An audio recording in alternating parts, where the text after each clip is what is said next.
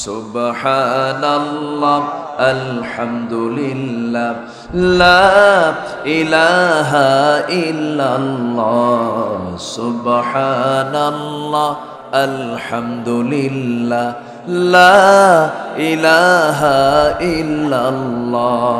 তুমি বাঁচাও তুমি মারো অবিরত ক্ষমা করো, তুমি বাঁচাও তুমি মারো অবিরত ক্ষমা করো।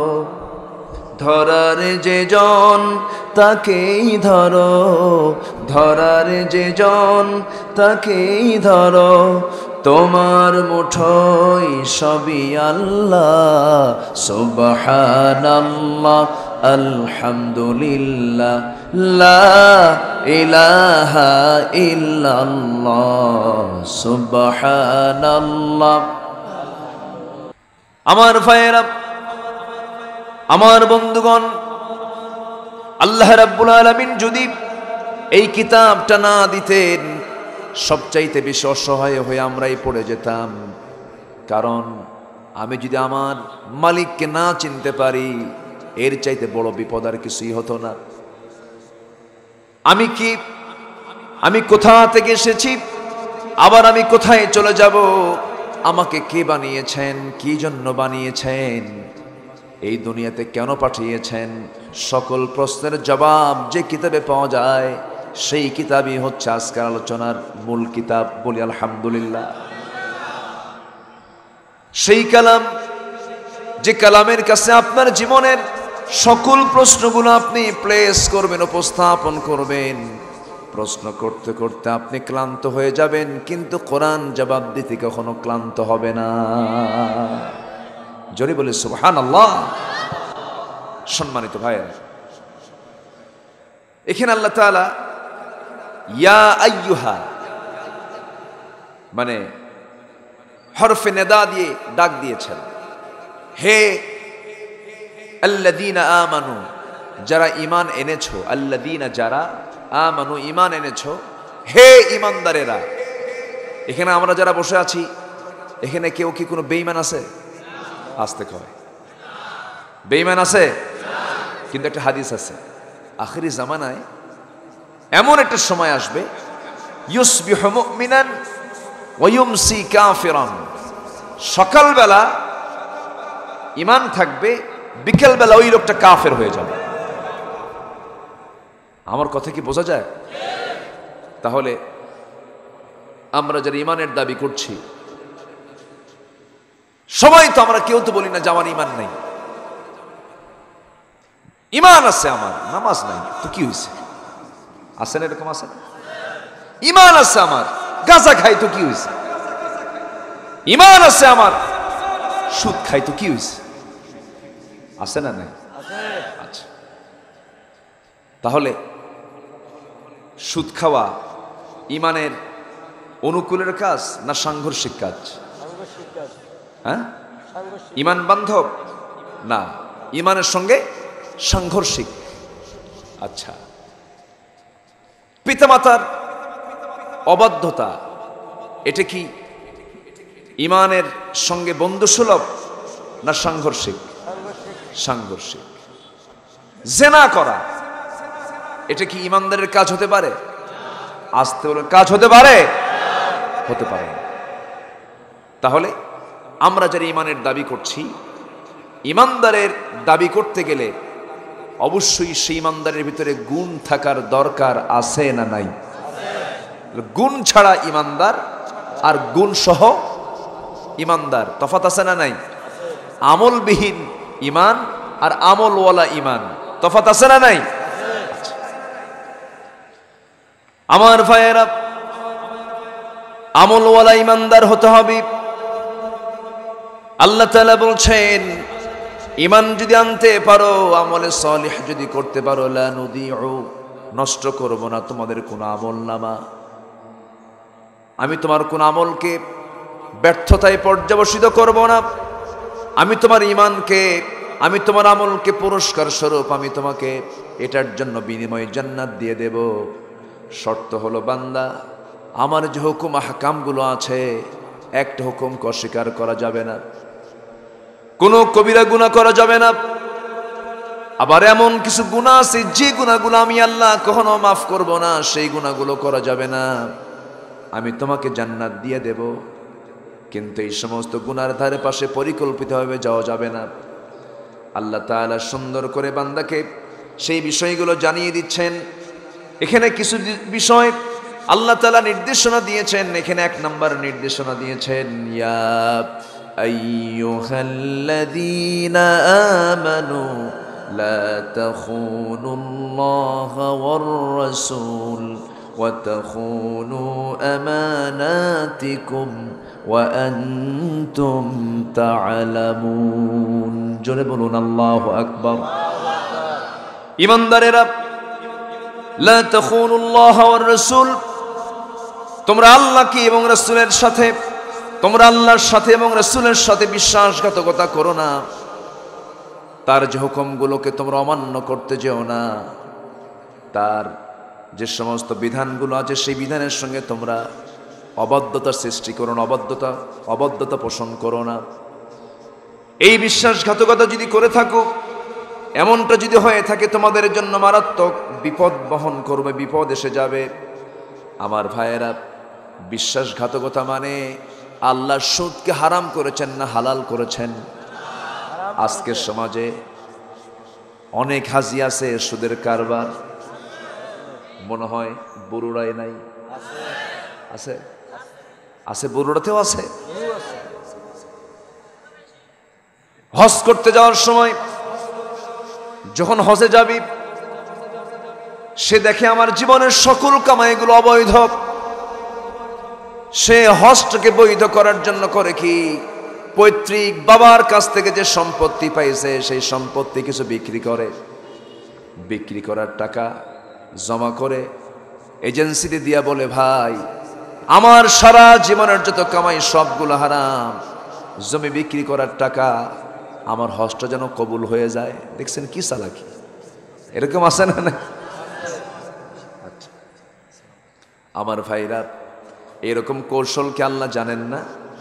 আল্লাহ বুঝেন না? আল্লাহ বুঝেন। আমার বন্ধুগণ,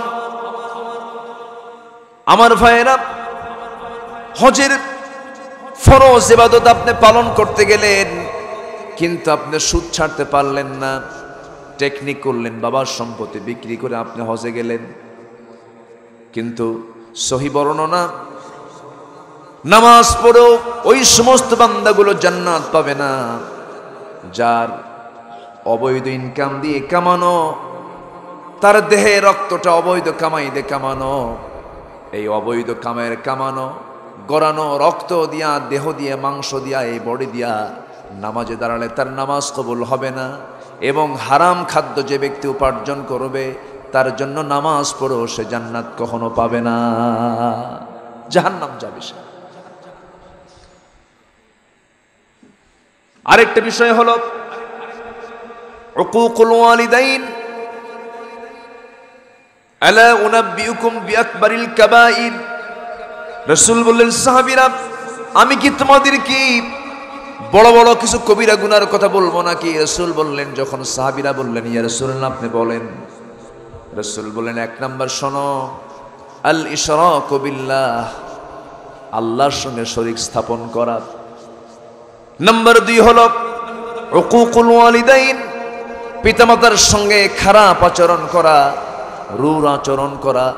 এই পৃথিবীতে প্রত্যেকটি সন্তানের জন্য এক নাম্বার সম্মান পাওয়ার উপযুক্ত যোগ্যতা এই পৃথিবীতে দুজনের আছে। একজন হলেন মা, আর একজন হলেন বাবা। জোরে বলি সুবহানাল্লাহ। এই পৃথিবীতে সবচেয়ে সম্মান পাওয়ার দুজন ব্যক্তি, একজন মা, আরেকজনকে বাবা। আমি লজ্জায় আমার মাথা নিচু হয়ে যায়। গোটা পৃথিবীর দ্বিতীয় বৃহত্তম মুসলিম জনপদ বাংলাদেশ, সেই দেশে বাপ মাকে রাখার জন্য নিজের বাড়িতে না রেখে বৃদ্ধাশ্রমে রেখে আসে। আমার দেশে বৃদ্ধাশ্রম গড়ে ওঠা, এটা কি মুসলমানদের কৃষ্টি কালচারে যায়? এটা কি মুসলমানদের কৃষ্টি কালচার হতে পারে? আমেরিকায় হতে পারে, কারণ সেই দেশে কোন বাচ্চা কোন বাবার বোঝা কঠিন, ঠিক কিনা? কোন সন্তান কোন বীজ থেকে আসছে জানা যায় না। কিন্তু মুসলিম পরিবারের এই একটি সুন্দর সুষম মজবুত একটি বন্ধন, এই বন্ধন থাকার পরেও কিছু কিছু সন্তানদের অবহেলার কারণে শেষ পর্যন্ত বাপ মাকে আশ্রয় নিতে হয় বৃদ্ধাশ্রমে। আমি গিয়েছি, আমি কিছু সাক্ষাৎকার নিয়েছি, অনেক মুরব্বীদের সাথে কথা বলেছি। সচিব, ডাক্তার, ইঞ্জিনিয়ার, বয়স হয়ে গেছে, বৃদ্ধাশ্রমে আছে। বললাম, বাবাজি আপনি এই জায়গায় কেন? কে বাবা, আমার ছেলেরা খুব ব্যস্ত। আপনার ছেলেরা কোথায়? এক ছেলে ইংল্যান্ডে থাকে, আরেক ছেলে কানাডায় থাকে, মেয়েগুলো বিয়ে হয়ে গেছে। তো আপনাকে দেখতে আসে না? ওরা তো খুব ব্যস্ত, আমাকে দেখবে কখন? যে শিক্ষার ভিতর দিয়ে সন্তান তার বাবাকে দেখার সময় পায় না, ওটা শিক্ষা নয়, ওটা শিক্ষা নয়। বুড়ো বয়সে মা বাপকে সন্তানের জন্য দেখা কি অনেকে নফল করছে, বলতেছে মনে হয় নাকি? একটু জোরে বলেন, আরো জোরে বলেন। চাকরি আগে না খেদমত আগে? প্রবাস জীবন আগে না বাপ মার খেদমত আগে? মাথায় রাখবেন কিন্তু কথাটা, কারণ আপনার বাবা মা বুড়ো হয়ে গিয়েছেন, শিশু হয়ে গেছেন। আবার ওই বাপ মা যখন ইয়াং ছিলেন তখন আপনি শিশু ছিলেন। তার ইয়াং টাইমে আপনার সেবা দানে তাদের কোনো কৃপণতা ছিল না। সেকেন্ডে সেকেন্ডে কান্না, সেকেন্ডে সেকেন্ডে কত ডিস্টার্ব আমরা করেছি মা কি বাপ কি। রাত গভীর, ঘুমের মধ্যে চিল্লান মেরে দিয়েছি, ঘুমটা নষ্ট করে দিয়েছি মা বাবার। সারা রাত দুধ পান করে করে মার যৌবনটা শেষ করে দিয়েছি, রক্ত চুষে চুষে শেষ করে দিয়েছি। আমার মা তার জীবন যৌবন সবকিছু উজাড় করে আমার জন্য এত কিছু করলেন। সে আব্বা আম্মা যখন বয়স হয়ে যাবে, সমস্ত কাজ ফেলে ওই সন্তানের দায়িত্ব হলো 1 নাম্বার সেই বাপ মার খেদমত করে যাওয়া। আল্লাহ রাব্বুল আলামিন, আমরা তো শুধু পিতামাতার খেদমতের ওয়াজ শুনি, বাপ মার খেদমত করো, বাপ মার খেদমত করো। কিন্তু আমার প্রশ্ন হলো, সন্তান কেন বাপ মার খেদমত করে না? এর মূল কারণ একটা, অনেকগুলো কারণের মধ্যে একটা অন্যতম কারণ হলো ওই বাপ মা ওই সন্তানকে ছোটবেলা থেকে বাপ মার খেদমতের শিক্ষা তাকে দেয় নাই। সন্তানকে আলেম বানান, কুন আলিমান আও মুতাআল্লিমান আও মুস্তামিআন আও মুহিব্বান ওয়ালা তাকুন খামসান ফাতুহলিক। আলেম হও, ছাত্র হও, অথবা শুনতে যাও, অথবা তার প্রেমিক হও, তাকে ভালোবাসো। 5 নাম্বার হইও না, ধ্বংস হয়ে যাবে। এই জন্য করোনার সঙ্গে সম্পর্ক রাখার দরকার আছে না নাই? আসতে বলবেন না, আছে না নাই? আমানতদারিতে কাকে বলে? অর্ধ দুনিয়ার শাসন করত অমর, নাম শুনেছেন তো? বাড়ি কোথায় বলেন? আমার নবীর কি হয়? শ্বশুর, জামাই তো রাসূল। তাহলে ওমর ফারুক একটা নতুন পরিচয় পেলাম আজকে আমরা, অনেকে জানি না, কিন্তু খালি জানি দ্বিতীয় খলিফা, অনেক বড় সাহাবী, কিন্তু তিনি কিন্তু আবার রাসূলুল্লাহর কি শ্বশুর। খলিফা ওমর ফারুক রাদিয়াল্লাহু তাআলা আনহু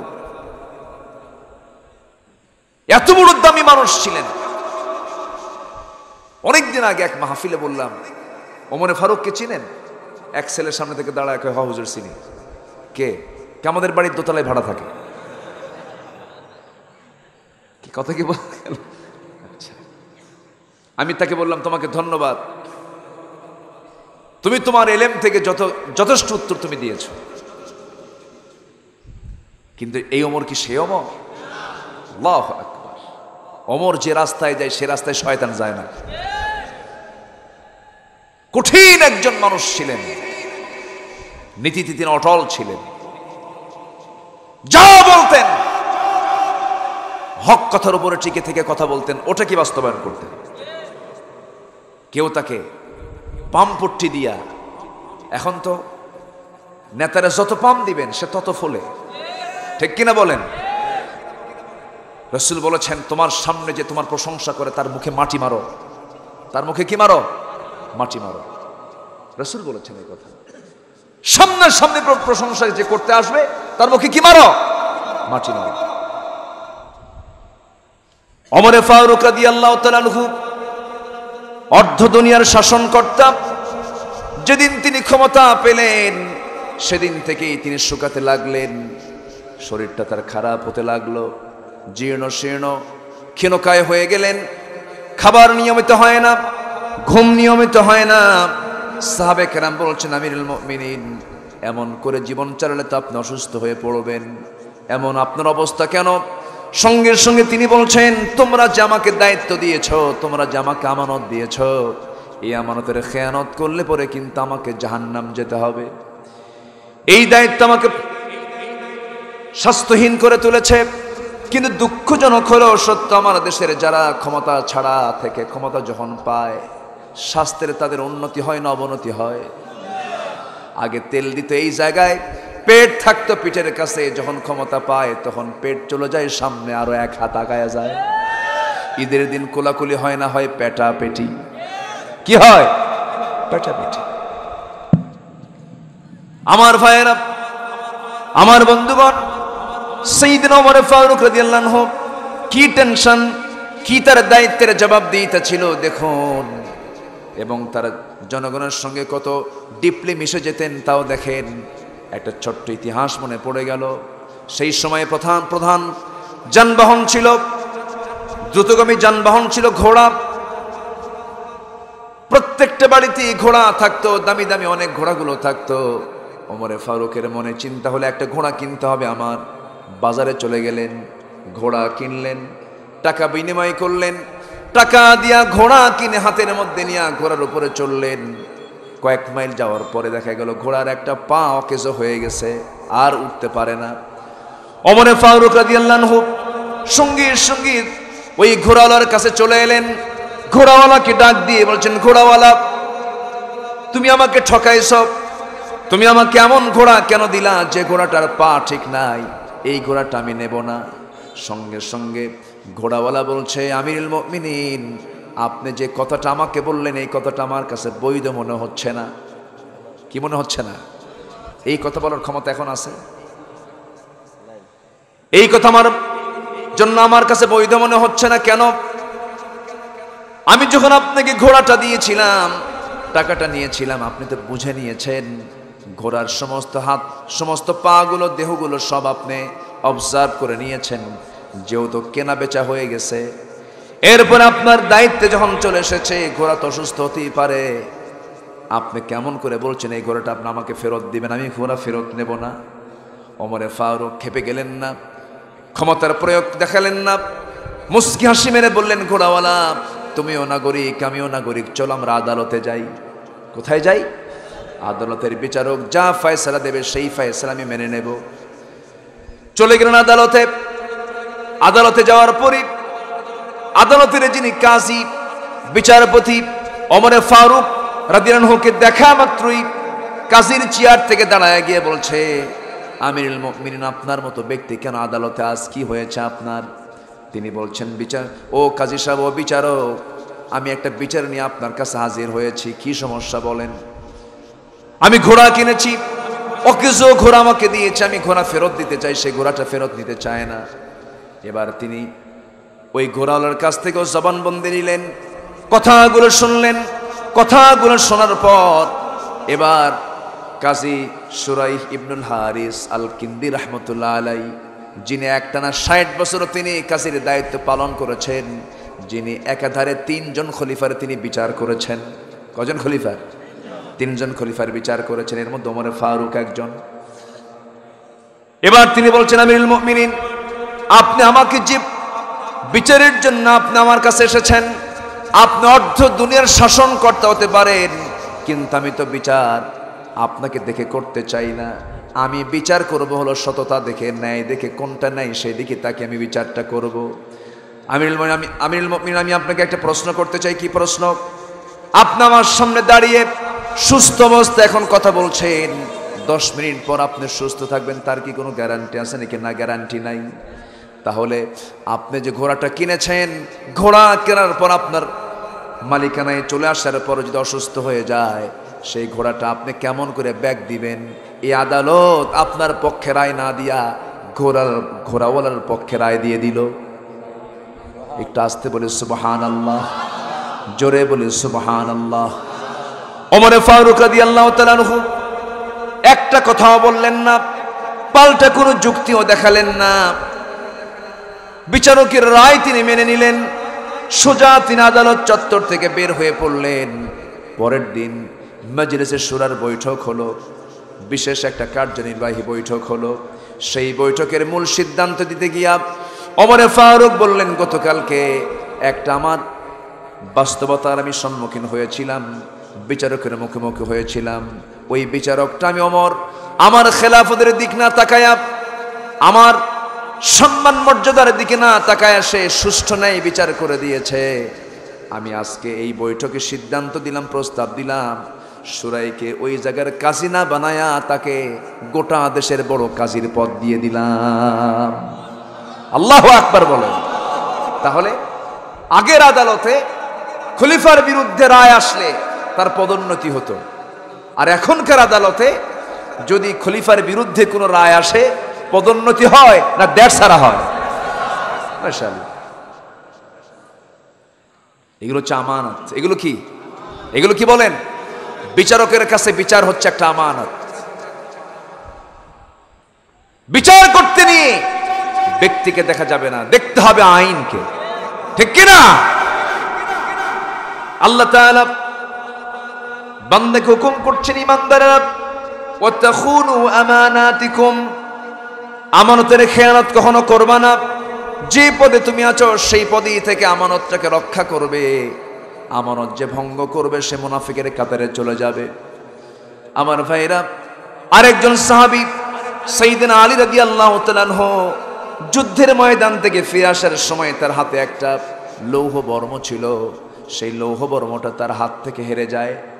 হেরে যাওয়ার পর তিনি আবার লৌহ বর্ম কেনার জন্য যান, বাজারে গিয়ে দেখেন এক ইহুদির হাতে হযরত আলীর সেই লৌহ বর্ম। সাইয়েদনা আলী বললেন, এই লৌহ বর্ম আমার।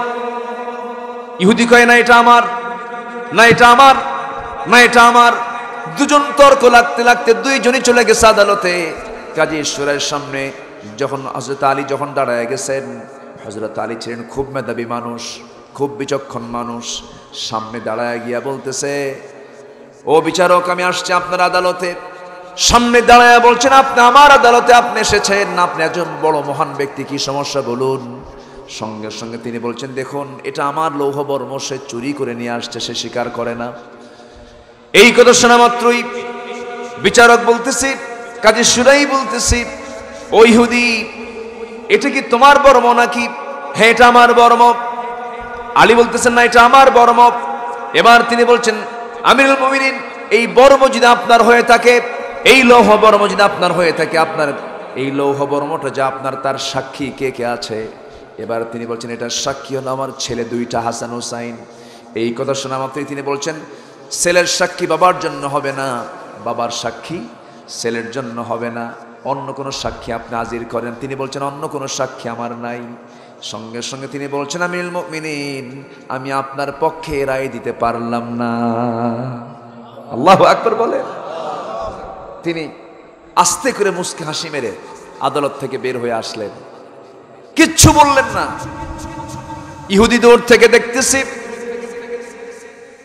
এত বড় খলিফাতুল মুসলিমিন, যার চোখের ইশারায় আমার কল্লা যে কোনো মূর্তি কেটে যেতে পারত, তা না করে বরঞ্চ সে সেই বিচারের মামলায় সে হেরে গিয়া মুস্কি হাসি মেরে বের হয়ে গেল। এই লোকটাই তো মহামানব। সামনে হাত টাগায় দিয়ে বলছে, ও আলী, আর দেরি করায় না, আমাকে পড়িয়ে দাও লা ইলাহা ইল্লাল্লাহু মুহাম্মাদুর রাসূলুল্লাহ। জিকির করুন, লা ইলাহা সুবহানাল্লাহ আলহামদুলিল্লাহ লা ইলাহা ইল্লাল্লাহ সুবহানাল্লাহ আলহামদুলিল্লাহ লা ইলাহা ইল্লাল্লাহ। তুমি বাঁচাও তুমি মারো অবিরত ক্ষমা করো, তুমি বাঁচাও তুমি মারো অবিরত ক্ষমা করো। ধরার যে জন তাকেই ধরো, ধরার যে জন তাকেই ধরো, তোমার মুঠোয় সবই আল্লাহ। সুবহানাল্লাহ আলহামদুলিল্লাহ লা ইলাহা ইল্লাল্লাহ সুবহানাল্লাহ। অনেকদিন আগে এক সাধারণ লোক আমাকে বলতেছে, হুজুর আমার ছেলেকে এত মহাব্বত করে মাদ্রাসায় দিলাম, এমন পিটাইছে হুজুর কামসারা। বললাম তো পিটনের ঠেলায় কি হয়েছে? পিটনের ঠেলায় লুঙ্গি পর্যন্ত খুলে ফেলছে। বললাম জুব্বা কি ছিল? হ্যাঁ জুব্বা ছিল। তাহলে ঠিক আছে। শাসনের একটু দরকার আছে, শাসনের দরকার আছে না নাই? আছে, কিন্তু শাসন তো তার করা সাজে যার ভিতরে সোহাগ করার কি যোগ্যতা আছে। শাসন করা তারই মানায় সোহাগ করে, যে ঠিক কিনা বলেন? শাসন যে থাকতে হবে না তা নয়, শাসন থাকবে কিন্তু মোহাব্বতের সাথে। অত্যন্ত মোহাব্বত করে আপনি শাসন করতে যাবেন, এই শাসনটা আপনার জন্য উপকারে আসবে। কিছু বিক্ষিপ্ত কিছু ঘটনা আমাদেরকে শোকাহত, আমাদেরকে একটু কষ্ট দেয়, পীড়া দেয়, কিন্তু এটা মনে করি এটা মানসিক রোগীর লক্ষণ। সে অসুস্থ অথবা তার মাথার কোনো প্রবলেম হতে পারে, এরকম কিছু মানে বিকৃত মানসিকতার কিছু মানুষ থাকতে পারে। কিন্তু এরকম কথার ধোঁয়া তুলে এক চেটিয়া মাদ্রাসাকে মন্দ বলা যাবে না। হিফজ সহজ কিন্তু কোনো বিষয় নয়, যদিও সহজ আল্লাহ কোরআনকে করেছেন, কিন্তু হিফজ 30 পারা কি আসলে কি খুবই সহজ কোনো বিষয়? আসতে বলে খুব সহজ বিষয়। কোরআন এমন একটি কিতাবের নাম, আপনি 10 দিন পড়বেন না কোরআন থাকবে না, আপনার হিফজ থাকবে না, সমস্যা হবে। কোরআন এমন একটি কিতাবের নাম যে কিতাবের সঙ্গে দৈনন্দিন সম্পর্ক রাখতে হবে, প্রতিদিন সম্পর্ক রাখতে হবে। ছোট্ট দুইটা বাচ্চা হাফেজ হয়েছে, এই গ্রামের সন্তান। আল্লাহ তুমি এই দুজন হাফেজকে বড় আলেম বানাও। হাফেজ তাকরিম নাম শুনেছেন তো? সালেহ আহমদ তাকরিম, টাঙ্গাইলের ছেলে, গোটা দুনিয়াকে হারিয়ে দিয়েছে সে। বিশাল বড় বিজয় এনে বাংলাদেশকে ধন্য করেছে, গোটা বিশ্বের মানচিত্রে বাংলাদেশকে সে উড্ডীন করেছে যে বাংলাদেশে হাফেজ এমন ধরনের হাফেজ। গোটা পৃথিবীতে সবচেয়ে বেশি হাফেজ যে দেশে, সেই দেশ হচ্ছে বাংলাদেশ। গোটা পৃথিবীর যতগুলো দেশ আছে মসজিদের দেশ হলো বাংলাদেশ। 4.5 লক্ষ মসজিদ যে দেশের মানুষ আজান শোনে ঘুম থেকে ওঠে, আজান শোনে নামাজ পড়ে ঘুমের দিকে চলে যায়, যে দেশে সবচেয়ে বেশি হাফেজ কোরআন, যে দেশ আলেমদের দেশ, যে দেশ হাফেজদের দেশ, যে দেশ মসজিদের দেশ, যে দেশ মাদ্রাসার দেশ, সেই দেশে কোরআন সুন্নাহ বিরোধী কোনো ষড়যন্ত্র টিকতে পারে না, পারে না, পারে না। আতিপাতি কিছু নাস্তিক আছে, কিছু কুলাঙ্গার আছে, সময় আসুক জিহ্বা টেনে ছিড়বো আমরা। রাজি আছেন কারা কারা? হাত উঁচু করে রাখেন মুসলমান।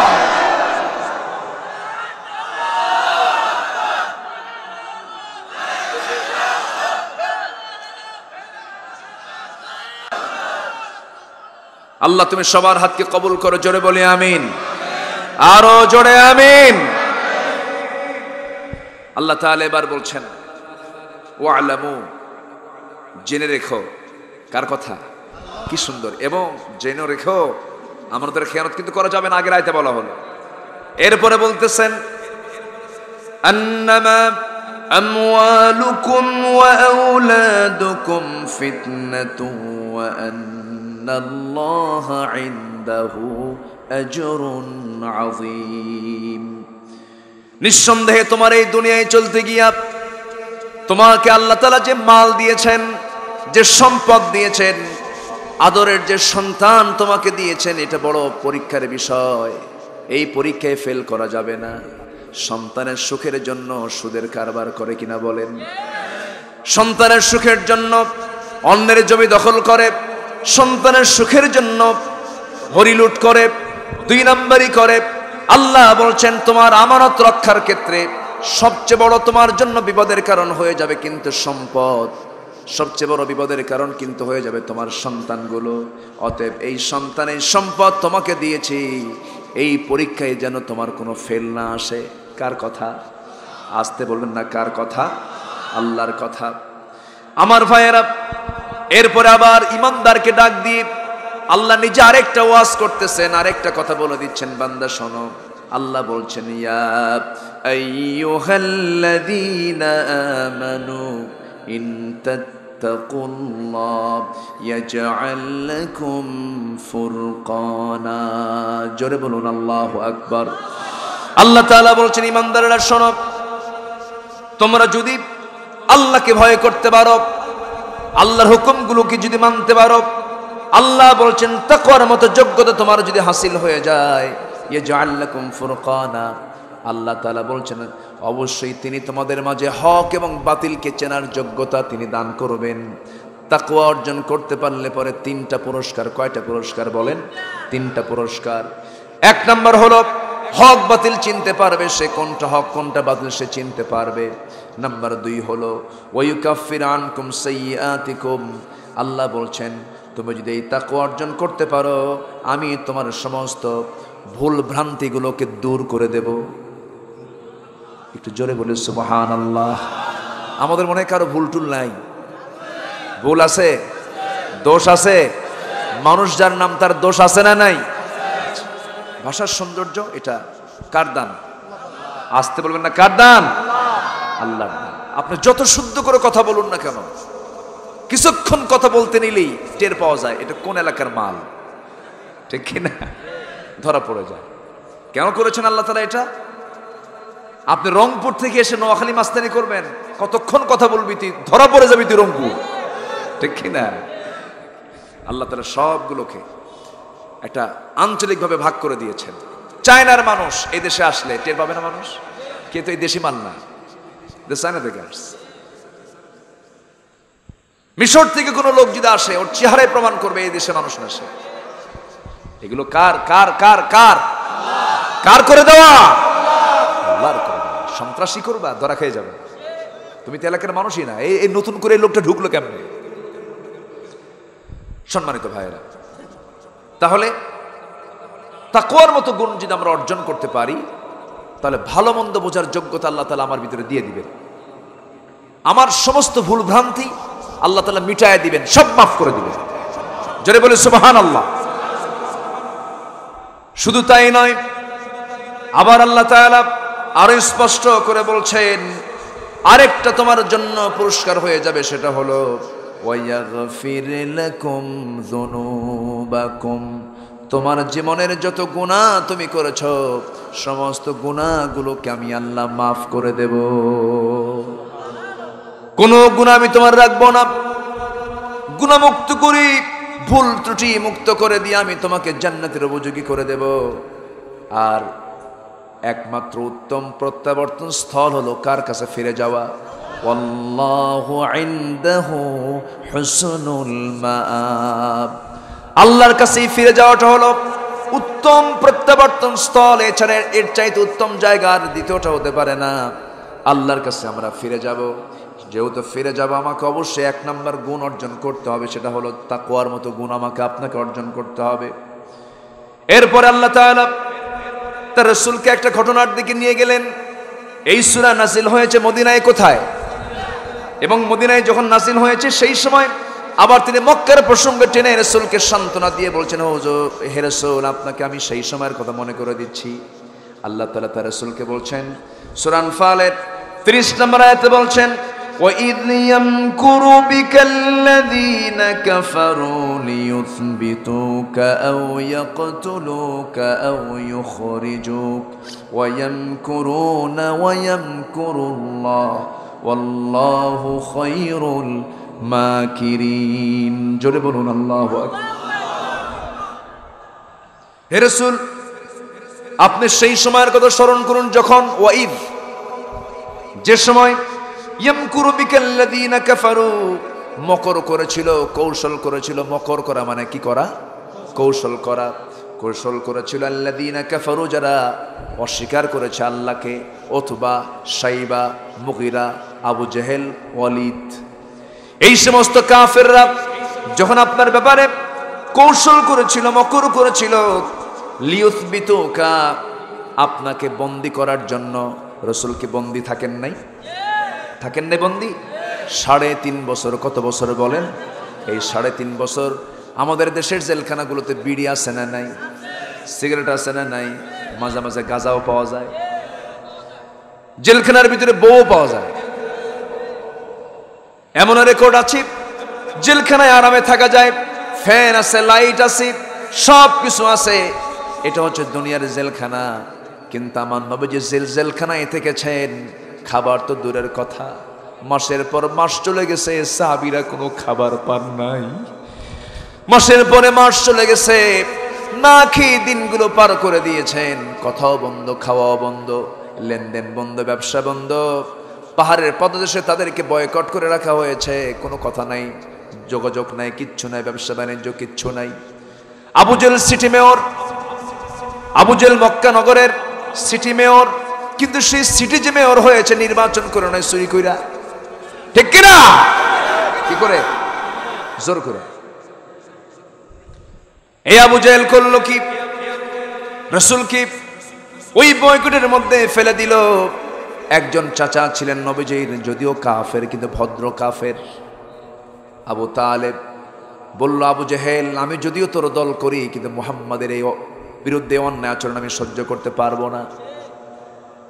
আমি তোর দল করতে পারি, আমি ঈমান আনি নাই, কিন্তু মুহাম্মদ বিন আব্দুল্লাহ এমন কোন অপরাধ করে নাই যার জন্য তুই বয়কট করবি, আমি তা মানবো না। আমি নিজেও চলে গেলাম।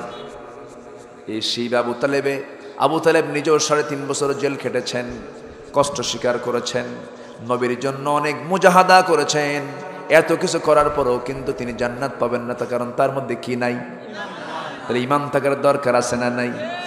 তাকওয়া থাকার দরকার আছে না নাই? আচ্ছা, আমার নবীজি সেই জেলখানার মধ্যে 3.5 বছর কাটালেন। আকাশের বৃষ্টি নাজিল হলো, বৃষ্টি পাথরের উপরে যখন বৃষ্টি পড়লো, পাথরের উপরে কিছু ঘাস জন্মালো। সেই পাথরের উপরে সেই ঘাস জন্মালো বৃষ্টি দিয়া। যখন সেই ঘাসগুলো কিছু গজে উঠলো, সেই ঘাসগুলো সাহাবায়ে কেরাম টেনে আনলেন। চাবায়া চাবায়া ঘাস খেয়ে খেয়ে জীবন তারা রক্ষা করেছেন। খাবার না পায়া বাবলা গাছের কাটা যুক্ত ছাল টান মেরে ছিঁড়ে এনে মুখের মধ্যে ঢুকায়া দিয়েছেন। কাঁটাযুক্ত ছালের রস খাবেন কখন, কাঁটা দিয়া ঠোঁটের মধ্যে ঢুকে গেছে, রক্তগুলো ফিঙ্কি দিয়ে পড়া শুরু হয়ে গেছে, আর খাওয়া হয় নাই। মুখটা রক্ত দিয়ে ভরে গেছে, পায়খানাগুলো ছাগলের পায়খানার মতো কটকটে হয়ে গেছে।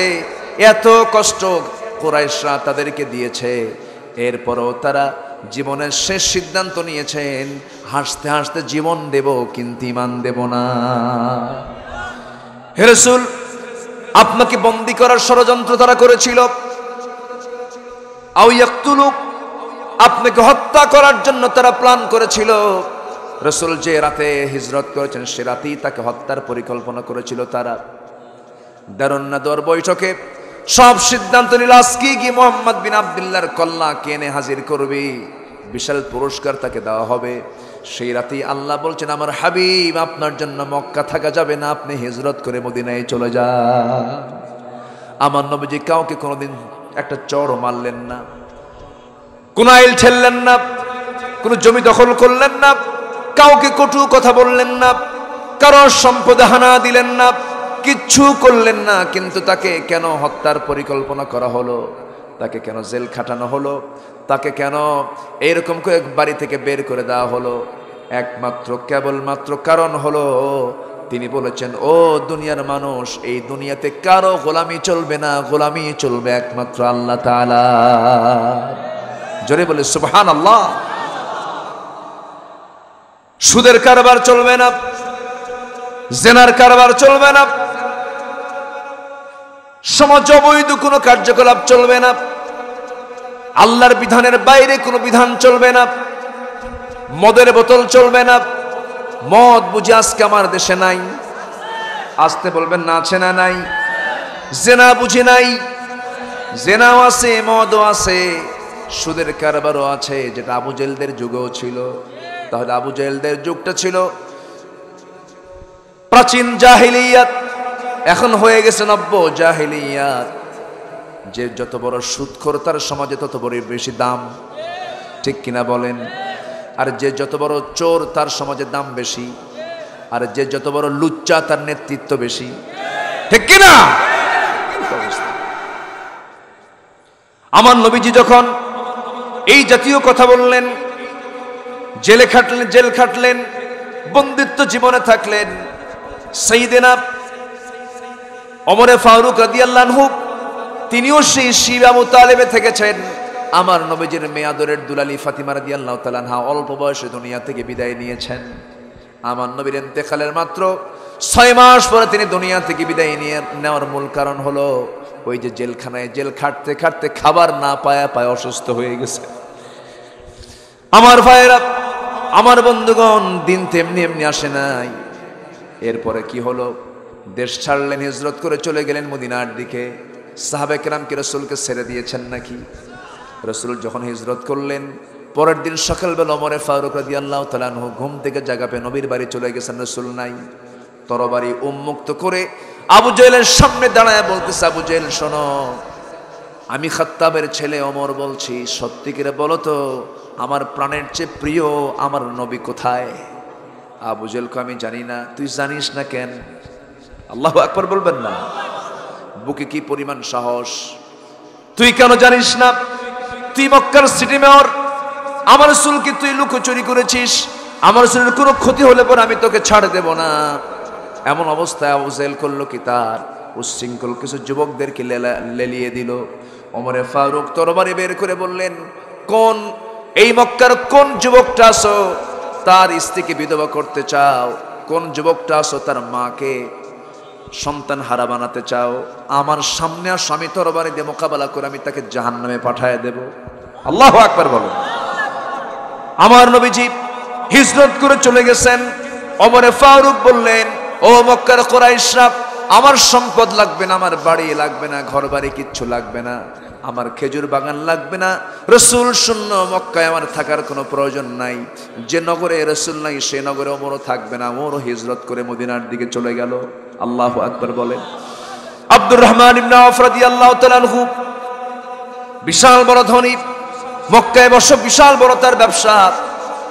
রাসূল হিজরত করে চলে গেছেন। আব্দুর রহমান ইবনে আওফ স্ত্রীকে ডাক দিয়ে বলছেন, স্ত্রী শোনো, রাসূল তো নাই, আমি চলে যাব মদিনায়, তুমি কি ইসলাম কবুল করবে নাকি? আব্দুর রহমান ইবনে আওফের স্ত্রী বলছেন, না না, আমার বাপ দাদার ধর্ম ছাড়বো না। এরকম তিড়ি মার্কা লোক এখন আছে না নাই? আমার বাপও চোর, আমিও চোর, আছে না? এরকম আছে না? আমি ছাড়বো না। বউটাকে রেখে, ব্যবসা বাণিজ্য রেখে তিনি বললেন, শোনো আমার স্ত্রী, আমার রাসূলকে পাইতে গিয়া, আমার ঈমানকে রক্ষা করতে গিয়া, আমার বউ, আমার সন্তান, আমার ব্যবসা, আমার বাণিজ্য, আমার ঘর, আমার দেশ সব ছাড়তে রাজি, কিন্তু আমি আমার ঈমান ছাড়তে রাজি নই। চললাম মদিনার দিকে। কোটি টাকার ব্যবসা রেখে দিয়া তিনি মদিনার রাসূলের সামনে গিয়ে হাজির হলেন। রাসূল তাকে সম্বোধন করলেন। 3-4 দিন চলে গেল। ফকিরের মতো নবীর পাশে বসে থাকে, শুয়ে থাকে। রাসূল তাকে দেখেন আর চোখের পানি ফেলে ফেলে কাঁদেন আর বলছেন, আব্দুর রহমান রে, তোমার দিকে তাকায় আমার বড্ড খারাপ লাগে। মক্কায় তোমার কত সম্পদ, তোমার সম্পদ দেখার মানুষ নেই, আজকে তুমি সম্পদহারা হয়ে আমার সামনে বসে আছো, তোমার কি একটু মন খারাপ হয় না? তিনি বলছেন, ইয়া রাসূলুল্লাহি, ইয়া হাবিবাল্লাহি, আপনি আমাকে কি মনে করছেন জানি না, আমার জীবনের শ্রেষ্ঠ দৌলত হচ্ছেন আপনি মুহাম্মদ সাল্লাল্লাহু আলাইহি ওয়াসাল্লাম। রাসূল বলছেন, আব্দুর রহমান তুমি কি জানো, আবু জেহেল কিন্তু তোমার বিশাল বড় বাড়িটা, প্যালেসটা দখল করে নিয়েছে। মক্কার সবচেয়ে বড় বাড়ি তোমার, সেই বাড়ি আবু জেহেল জবরদখল করেছে, বাড়ি দখল করে নেতা আজকের সমাজে আছে না নাই? আসতে বলবেন না, আছে না নাই? জমি দখল করে নেতা আছে না নাই? এই জমি দখল করা, বাড়ি দখল করার প্রথম সুন্নত চালু করেছে আবু জেহেল। কে? আর যারা আজকে জমি দখল করে, বাড়ি দখল করে, তারা সব কার নাতিপুতি? কার কার? আমার ভাইয়েরা, রাসূল বলছেন আব্দুর রহমান, আবু জেহেল যে তোমার সমস্ত সম্পত্তি সহ ঘর বাড়ি পর্যন্ত দখল করে নিয়েছে, তোমার কি মন খারাপ হচ্ছে না? তিনি বলছেন, ইয়া রাসূলুল্লাহি, আবু জেহেল দখল করেছে আমার দুনিয়ার বাড়ি, আর আমি দখল করেছি জান্নাতের বাড়ি। জোরে বলুন সুবহানাল্লাহ। আমার বন্ধুগণ, রাসূল করলেন কি, মদিনার একজন আনসার সাহাবীকে ডাক দিয়ে বলছেন, আনসার সাহাবী এদিকে আসো, আমার আব্দুর রহমান খুব ধনী মানুষ, আমি তোমাকে একটা দায়িত্ব দেব, দেখো তো আব্দুর রহমানের জন্য কোনো ব্যবসার একটা ব্যবস্থা করা যায় নাকি। সেই সাহাবী নবীর কথা শুনে ঘোড়ার পিঠে উঠায় নিয়ে তাকে নিয়ে চলে গেলেন মদিনার দুটো বড় বাগান দেখালেন, খেজুর বাগান, সবচেয়ে বড় দুইটা খেজুর বাগান ওই সাহাবীর। তিনি বলছেন, ভাই আব্দুর রহমান, দুইটা খেজুর বাগান তোমাকে দেখালাম, যে কোনো একটা খেজুর বাগান তুমি পছন্দ করো, এই মুহূর্তে আমার এই বাগানটা আমি তোমার নামে দলিল করে দেব। জোরে বলে সুবহানাল্লাহ। এরপর আর কি করবা বলো? আব্দুর রহমান বলছেন, জান্নাতের সংবাদ পেয়েছেন 10 জন, তার মধ্যে একজন সাহাবী আব্দুর রহমান ইবনে আউফ। তিনি বললেন, আর তুমি কি দিতে চাও? এবার তিনি বলছেন, আব্দুর রহমান ইবনে আউফ, আপনি তো বউ ছেড়ে মক্কা ছেড়ে মদিনায় চলে এসেছেন, বউটা নাই আপনার, এই মদিনার কোনো মেয়ের বাবা তার মেয়েকে আপনার সঙ্গে বিয়ে দেবে না, কারণ আপনার কিচ্ছু নাই। আল্লাহ তাআলা আমাকে 2টা স্ত্রী দান করেছেন, যে কোনো একটা স্ত্রী আমি তালাক দেব, আপনি থেকে বিয়ে করে নেবেন। সুবহানাল্লাহ বলবেন। আমি আমার একজন স্ত্রীকে আমি তালাক দিয়ে দেব। এইগুলো শোনা মাত্রই আব্দুর রহমান ইবনে আউফ ওই আনসার সাহাবীকে বুকের মধ্যে জড়িয়ে ধরে বলছেন, ভাই রে, খেজুর বাগানও লাগবে না, তোমার বউ তালাক দেওয়া লাগবে না, সব তোমার থেকে যাক, তুমি আমাকে একটা ছোট্ট বাজারে ছোট্ট একটা ব্যবসা শুরু করে দাও, আল্লাহর নামে ব্যবসা শুরু করব, বরকত পেয়ে যাব। ব্যবসা শুরু করলেন, ব্যবসা করে কয়েক রতি সোনা কামাই করলেন, কয়েক রতি, কয়েক আনিও না, কয়েক ভরিও না, কয়েক রতি সোনা কামাই করলেন। বিয়ের যুবক মানুষ, বিয়ের তো প্রয়োজন, ওই কয়েক রতি সোনা দিয়া একটা মেয়ে পছন্দ করে সাক্ষী রেডি করে বিয়ে শাদী সম্পন্ন করলেন। 3টা দিন পর নবীর সামনে হাজির হলেন, সুন্দর পোশাক, সুন্দর সুগন্ধি। রাসূল বলছেন, আব্দুর রহমান, তোমাকে দেখে আজকে কেমন যেন মনে হচ্ছে, তুমি একটা কিছু ঘটাইছো মনে হয়। হুজুর, বিয়া তো করছি। রাসূল বললেন, তুমি বিয়া করলে আমি দাওয়াত পেলাম না কেন? হুজুর, মনে ছিল না। জোরে কোন সুবহানাল্লাহ। কি ছিল না? তাহলে বিয়ের সময় কিন্তু অনেকে দাওয়াত পেতে পায় না, কিন্তু মনে থাকে না, এরকম হয় না? এরকম হয় কিন্তু, অনেক কাছের মানুষ কিন্তু বিয়েতে বাদ পড়ে যায়, হয়তো দেখতে গেছে, পছন্দ হয়ে গেছে, মুরব্বীরা বেশি দিয়ে পড়ায় গেছে, বিশ্বনবী দাওয়াত পান নাই। রাসূল বললেন, আব্দুর রহমান, আমি বাদ পড়ে গেলাম। হুজুর, দেখতে গেছি, হয়ে গেছে, সবাই ছিল, বিয়ে শাদী করে ফেলছে, হুজুর আপনি আমার জন্য একটু দোয়া করে দেন। রাসূল মনক্ষুণ্ণ হলেন না। রাসূল বললেন, তোমার তো বিয়ে করা জরুরি, বিয়ে করে নিয়েছো, আজকে তুমি আমাকে জানিয়ে দিয়েছো, আমি মনক্ষুণ্ণ হলাম না। আমি রাসূল তোমার জন্য দোয়া করলাম, আল্লাহ আমার আব্দুর রহমানের পরিবারে বরকত দাও, তার সম্পদে বরকত দিয়ে দাও। দুঃখের পরে সুখ আছে না নাই? আসতে বলবেন না, আছে না নাই? নবীর এতটুকুন কথা এত বরকতে বরকতে পড়ে গেল যে আব্দুর রহমান ছাইয়ের মধ্যে হাত দিল, ছাই সোনা হয়ে যেত। বদরি সাহাবী আব্দুর রহমান ইবনে আউফ, বিশাল সম্পদের পাহাড় হয়ে গেল তার। ব্যবসা করতে করতে তাবুক অভিযানের সময় প্রচুর সম্পদের দরকার, যুদ্ধ করতে গিয়ে সম্পদ লাগবে। আব্দুর রহমান ইবনে আউফ তিনি একাই ওই যুদ্ধের জন্য তিনি 3 বস্তা সোনা তিনি দান করেছেন। জোরে বলে সুবহানাল্লাহ। কয় বস্তা? 3 বস্তা। সোনা কি দুনিয়াতে কম আছে? পৃথিবীতে সোনা যে পরিমাণ আছে, বিজ্ঞান গবেষণা করে দেখেছে, গোটা পৃথিবী 4 ফুট করে উঁচা হবে জমিন, এই পরিমাণ সোনা গোটা পৃথিবীতে আছে। আল্লাহু আকবার বলেন। সম্পদ নাই, সম্পদ আছে। সম্পদের খনি এই পৃথিবীতে কে রেখেছেন? আমার দেশটা একটা স্পেশাল দেশ। যে দেশে এমন কোন খনি নাই যা নাই। আমার দেশে আছে কয়লার খনি দিনাজপুর, গ্যাসের খনি সিলেট। যেখানেই গ্যাস থাকে, কয়লা থাকে, সেখানে সোনাও থাকে। তেলের খনি আছে, গ্যাসের খনি আছে, স্বর্ণের খনি আছে, সাথে একটা বড় খনি। কিসের খনি? এটা নেতার কথা। মানুষ দেশ স্বাধীন করে পায় তেলের খনি, স্বর্ণের খনি, আর আমি দেশ স্বাধীন করে পাইছি হলো চোরের খনি। এই চৌর্যবৃত্তি এটা বন্ধ না হওয়ার পেছনে কয়েকটা কারণ আছে। আমি একটু চিন্তা করি তো মাঝে মাঝে। একটা অন্যতম কারণ হলো নৃতাত্ত্বিক কারণ, নৃতাত্ত্বিক আঞ্চলিক কারণ, যা আজ থেকে 300-400 বছর আগে এটা ছিল না।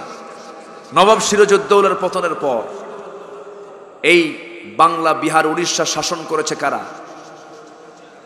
বলেন কারা? ইউরোপ। এই যে রানী এলিজাবেথ, নাম শুনেছেন তো? বেঁচে আছে না মরে গেছে?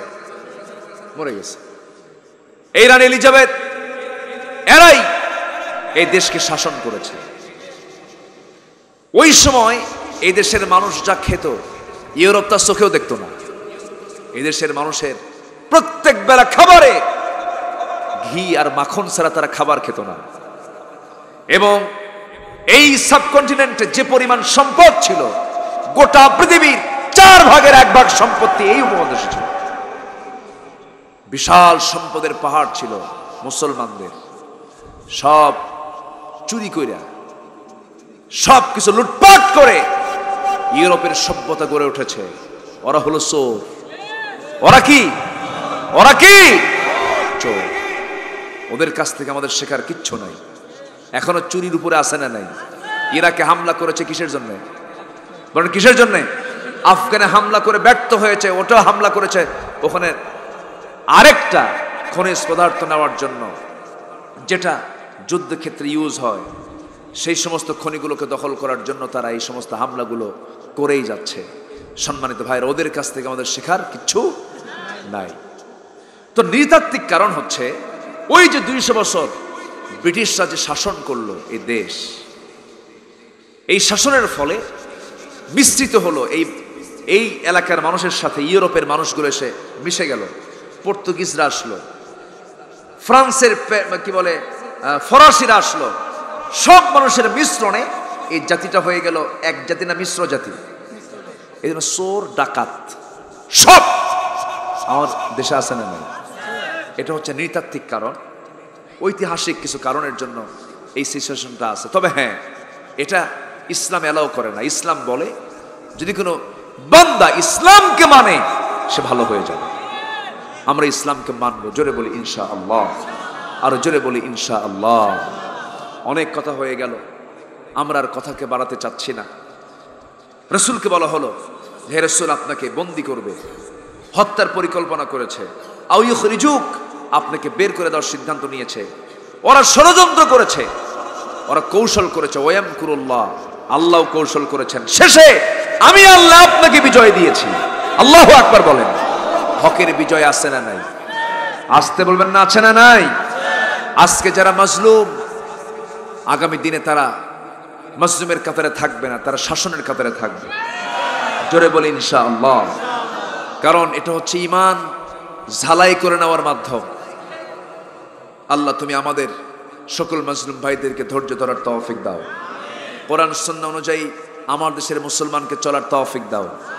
আজকের আয়াতে 1 নম্বর বিষয় হলো আল্লাহর এবং আল্লাহ রসুলের সাথে বিশ্বাসঘাতকতা, মানে কোনো আইনকে লঙ্ঘন করা যাবে, আমানতের খেয়ানত করা যাবে। স্ত্রী, সন্তান, পরিবার, সম্পদ, এই পরীক্ষায় আমরা ফেল করব না। জোরে বলি ইনশাআল্লাহ। এবং জীবনের শ্রেষ্ঠ গুণ, তাকওয়ার গুণ অর্জন করব আমরা। আল্লাহ কবুল করুন।